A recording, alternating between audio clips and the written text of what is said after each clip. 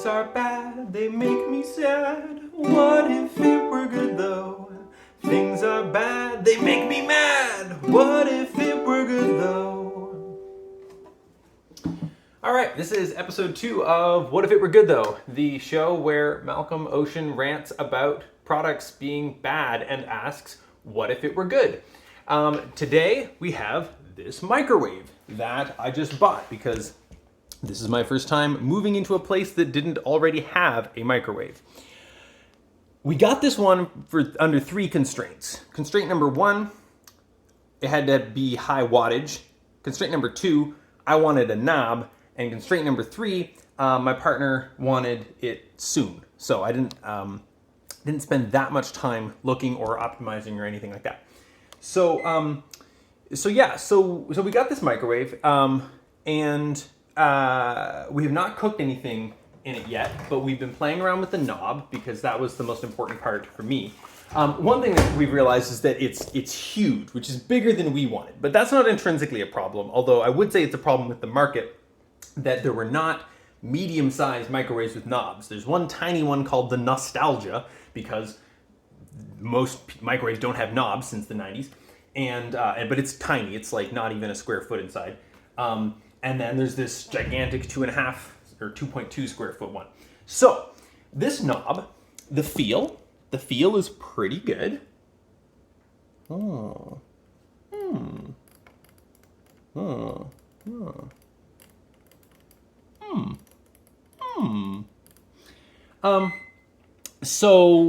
I was initially fairly encouraged before I turned it on.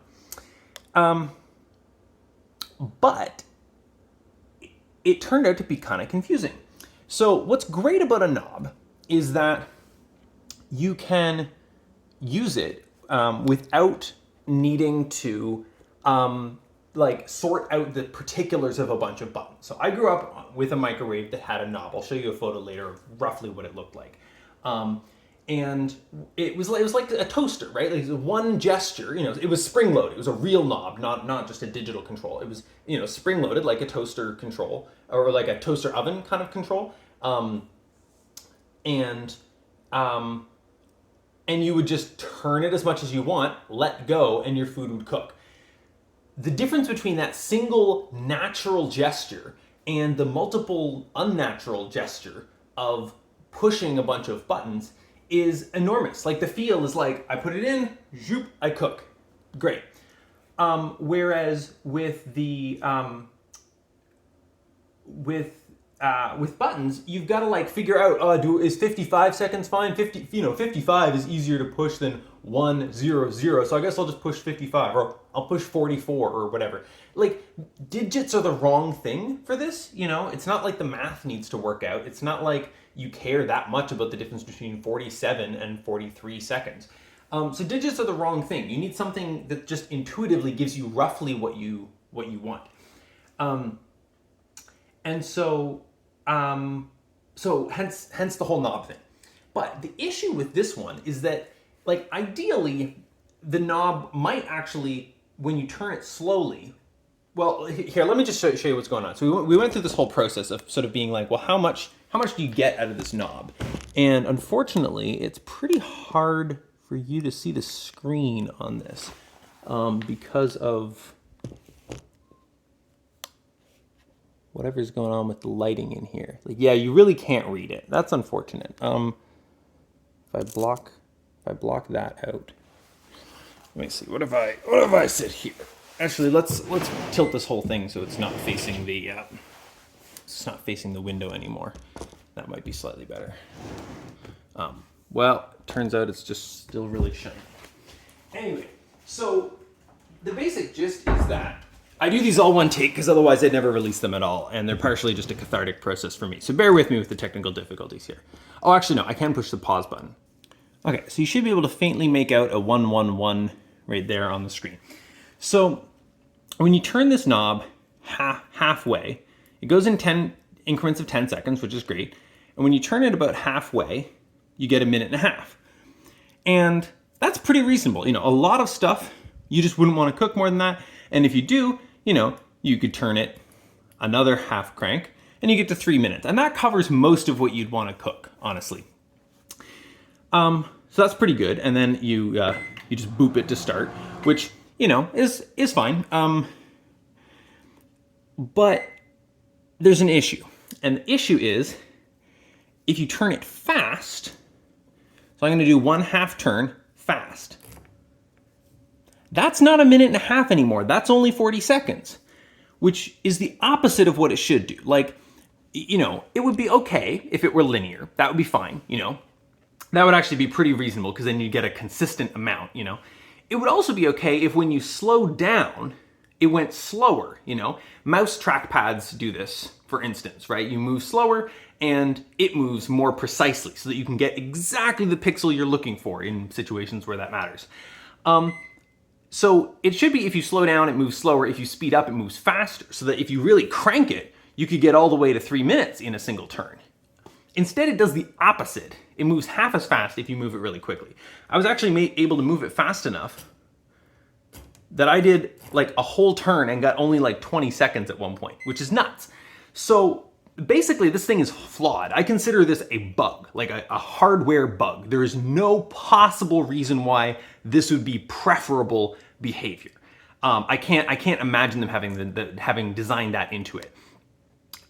So I consider it to be a flawed device, frankly, that just should not do that. And so I'm going to return it. I was on the fence. My partner was like, no, this is dumb. This microwave is just too big and the knob sucks.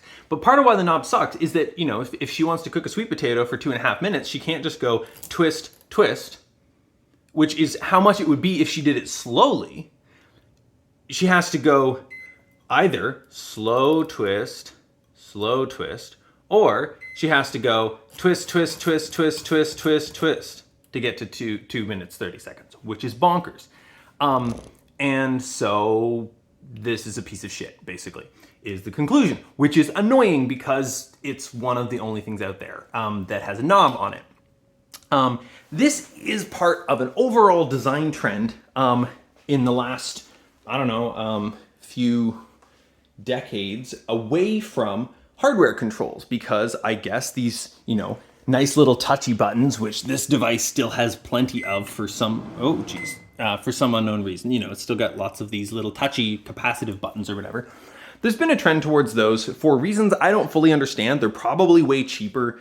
I guess they certainly seem fancy. I'm guessing it's partially faddish, you know, like if I go over and look at this like extremely fancy oven that we've got, like it's also got all touch buttons and all touch buttons, which again, I just think is straight up worse. It's really bad when they put these in cars, by the way, because the difference between being able to adjust the temperature by just reaching out and twiddling a knob, which you can do without looking, versus having to find a button that doesn't even exist except as a point on a screen and push it, is like a safety hazard. People have probably died because of this.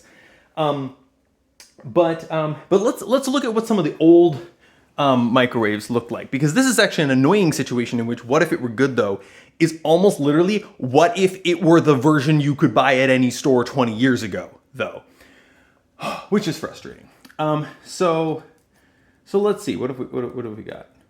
Why is that not working? Oh, it's not letting me. Oh, there we go. Okay, so hang on, I'm just gonna pause this. It's being weird.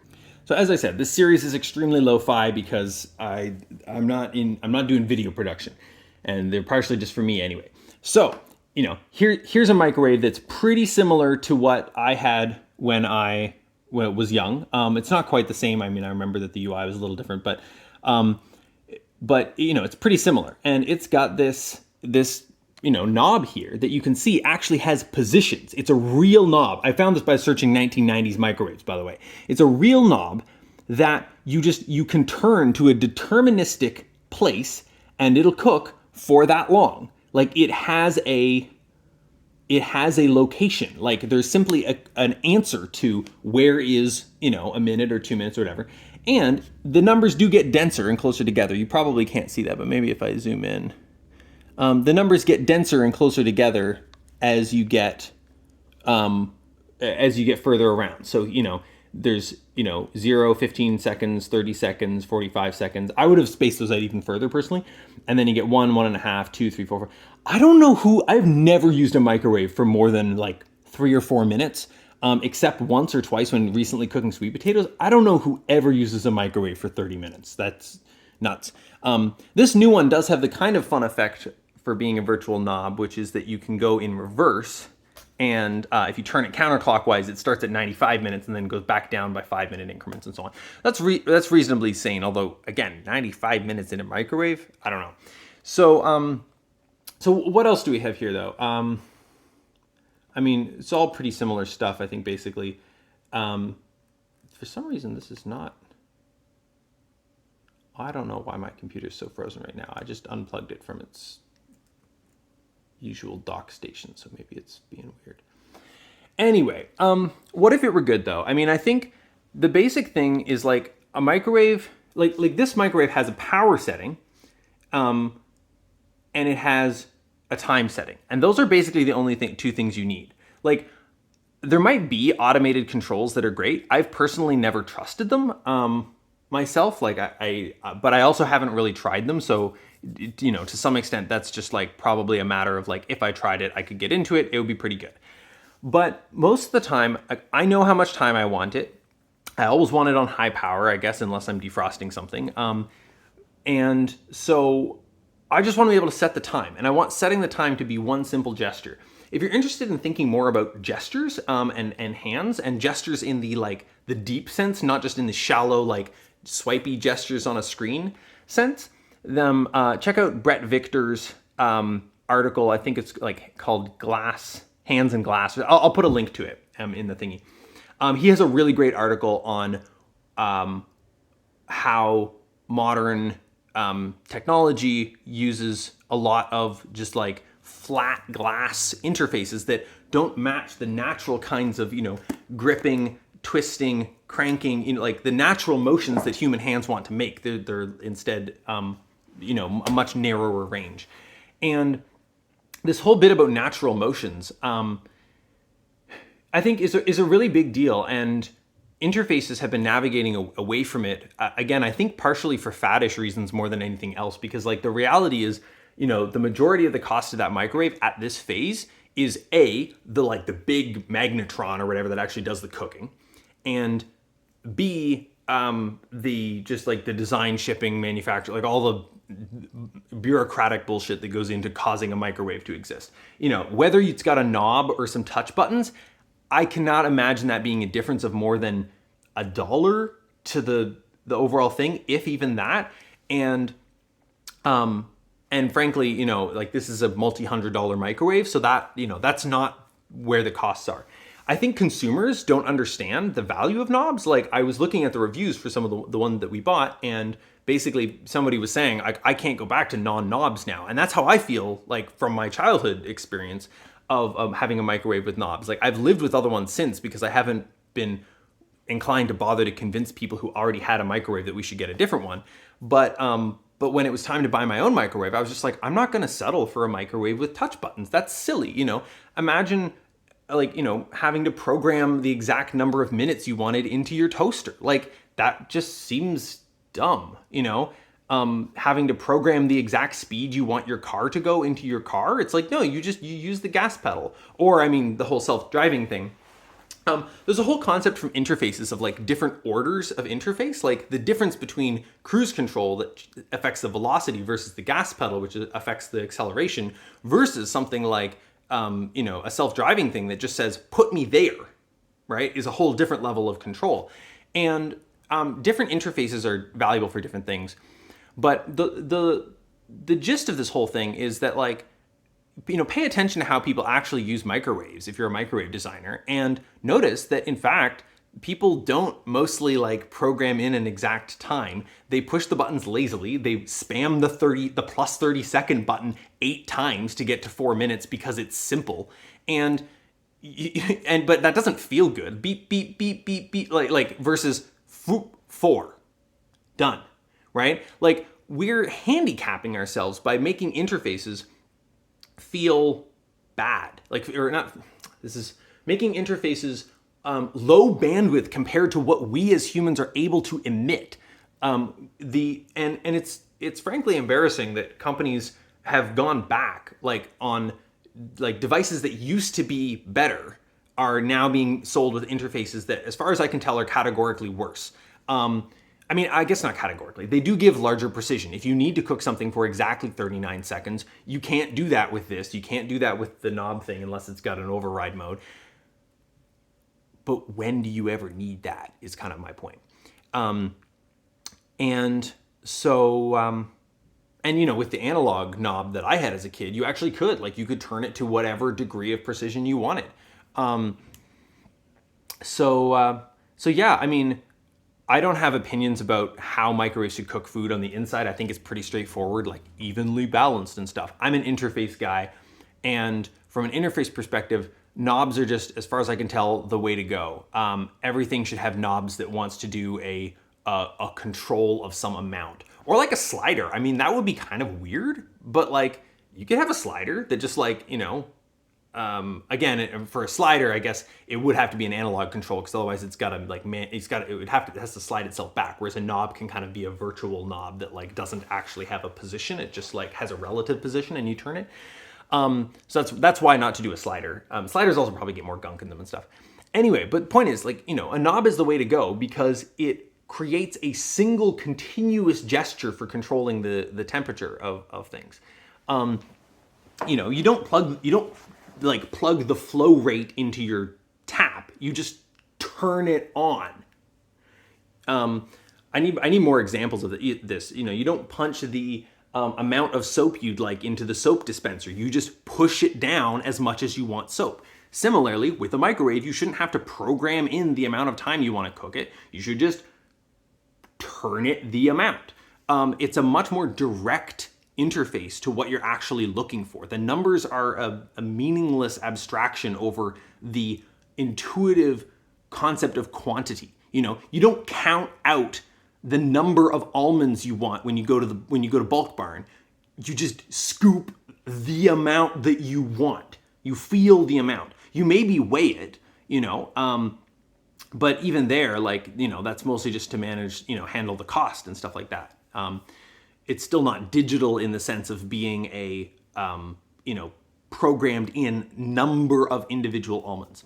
So that's my rant for today. This thing I think is pretty simple to solve. I had it solved 20 years ago. What if it were good though is basically like, what if people paid attention to how hands actually work and how human intuitions for size actually work, and stop trying to get us to push buttons in order to cook things.